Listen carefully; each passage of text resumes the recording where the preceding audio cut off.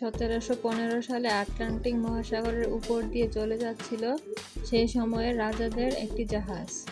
সেই জাহাজটিতে ছিল অফুরন্ত স্বর্ণমুদ্রা। বলা হয়েছিল সেই জাহাজটি কখনো ডুববে না। এত পরিমাণ স্বর্ণমুদ্রা সেই জাহাজটিতে ছিল যে জাহাজটি নিচের দিকে ডুবতে থাকে।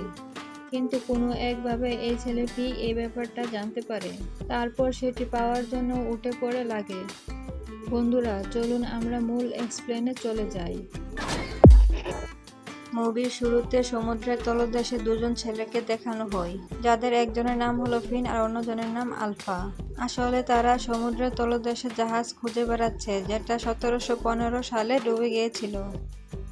আর এই জাহাজে ছিল অনেক সোনা, যেটা কিনা 1715 সালে হারিয়ে গিয়েছে, যার মধ্যে সমুদ্রের তলদেশে একটি মোটর লাগিয়ে এখানে খোঁজাখুঁজির কাজ চলিয়ে যায়।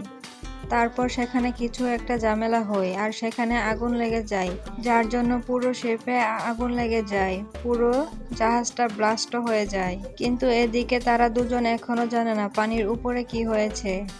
ঠিক তখনই তাদের জাহাজটা তাদের পাশে এসে পড়ে আর পানি তখনই গোলা হয়ে যায়। তখনই একটা কাচের প্লেট এসে তার সামনে পড়ে আর সেটি নিয়ে উপরে চলে আসে।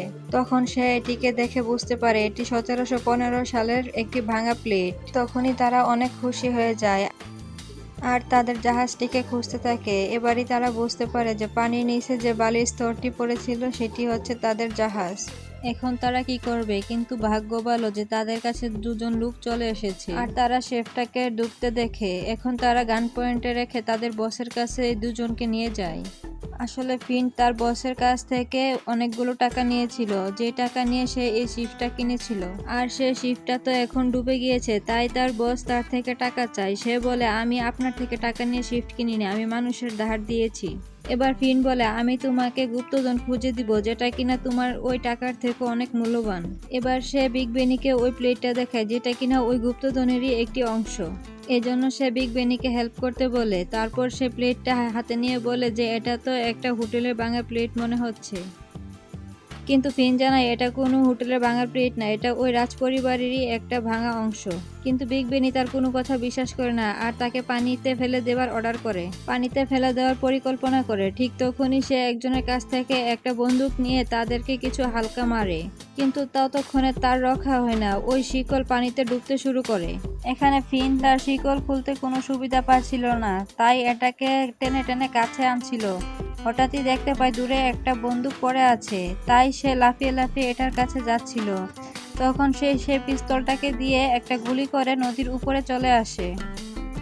আর সে পাশে লক্ষ্য করে একটা বোতল ভাসছে আর সেটাতেই ভর দিয়ে সারা রাত পার করা হয়। তারপর আমাদেরকে আরো একটি জাহাজ দেখানো হয়। সেই জাহাজের মধ্যে একটি মেয়ে আছে যার নাম টেক্স।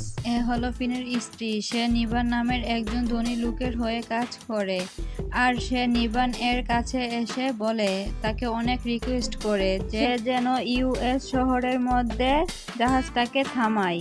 কারণটা হলো সেই শহরেই তার বাড়ি আর সেখানে কোর্ট থেকে তাদের ডিভোর্স এর জন্য টাইম ফিক্সড করে রাখা হয়েছে, তাই তাকে সেখান থেকে যেতে হবে। নিগল তখন তার কথা মেনে নেই, সে সেখান থেকে রেডি হয়ে যায়। আর অন্যদিকে ফিন একটা বোটে করে একটা শহরে এসে পৌঁছায়। এদিকে দেখা যায় টেক অনেক অপেক্ষা করতেছে তার জন্য। জর্জ তখন রায় দেয় যে তুমি ডিভোর্স পাবে। তখনই সেখানে ফিন দৌড়ে চলে আসতেছে আর তার পরনে ছিল একটা গেঞ্জি, তাও আবার ভিজা, আর একটা ছোট প্যান্ট। সে এখানে এসে বলে, আমি ডিভোর্স নিতে চাই না। আর এদিকে তো টেক্স একে দেখে একদম রেগে গেছে, ভিজা শরীর নিয়ে সে কোর্টে চলে এসেছে।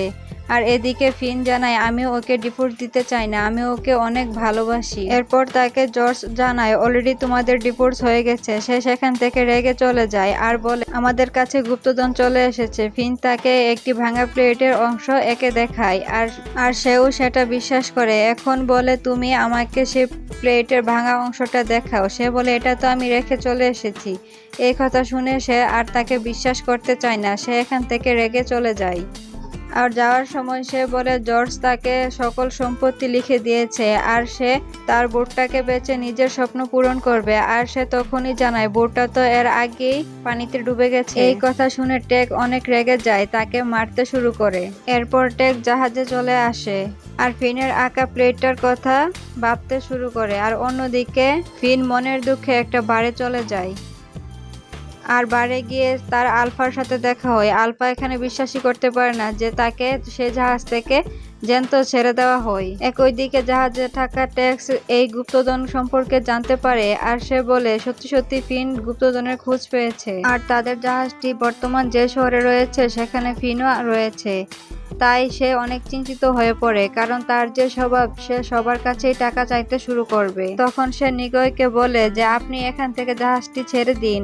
তখন সে বলে পারবো না, কারণ আমার মেয়ে এখন শপিং করতে গিয়েছে। আর এদিকে আলফা তাকে জানায় যে এই দেশে অনেক বড় একজন ব্যবসায়ী এসেছে, তার অনেক টাকা, তুমি যদি তার সাথে যোগাযোগ করতে পারো তাহলে সে হয়তো তোমাকে অনেকগুলো টাকা দিবে। আর সেই কথা শুনে ফিন সাথে সাথেই বুট নিয়ে চলে যায়।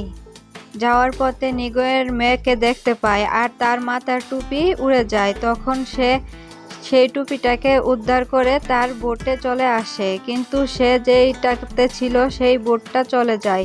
তখন সে তাকে তার বাবার কাছে নিয়ে এসে বলে আর সবাই ফিদা হয়ে যায়। ফিন তখন তাদের সাথে বসে খাচ্ছিল। তার স্ত্রী টেগ এসে দেখে সেও এখানে। এটা দেখে সে চিৎকার চেঁচামেচি করতে শুরু করে আর বলে তারা হচ্ছে স্বামী স্ত্রী, কিন্তু এখন তাদের ডিভোর্স হয়ে গেছে, তাই বলে তাদের এখন আর সমস্যা নেই। তখন তারা গুপ্তধন সম্পর্কে আলোচনা করছিল। একদিন কিছু নাবিকরা রাজাদের কিছু জাহাজ নিয়ে যাচ্ছিল, তার নাম হলো অলিভিয়া। এই জাহাজের বিশেষত্ব হলো সেই জাহাজটি কখনো ডুবে না, কিন্তু সেদিন ঝড় বৃষ্টি হওয়ার কারণে এই জাহাজটি ডুবে যায়। আর এই জাহাজের মধ্যে ছিল সকল স্বর্ণমুদ্রা। এটা বলার পরই এই মুভির হ্যাপি এন্ডিং হয়। পরের পার্ট দেখার জন্য আমার চ্যানেলের পাশে থাকবেন এবং লাইক কমেন্ট শেয়ার করে দিবেন।